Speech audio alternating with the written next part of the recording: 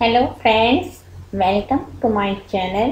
Friends, अगर अब तक आपने मेरे चैनल को सब्सक्राइब नहीं किया तो प्लीज़ मेरे चैनल को सब्सक्राइब करें और मेरी वीडियो पे लाइक और शेयर ज़रूर करें।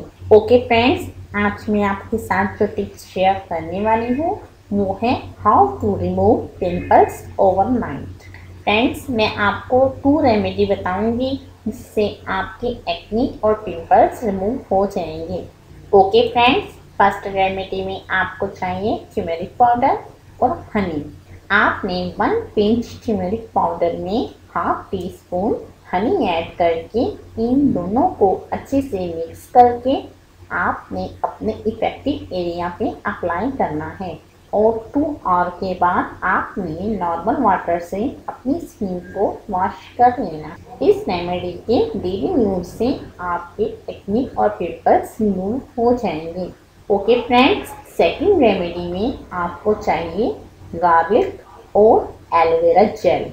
आपने 1 गार्लिक पीस लेकर इसका पेस्ट बना लेना है। इस गार्लिक पेस्ट में आपने half tea spoon aloe vera gel add करना है।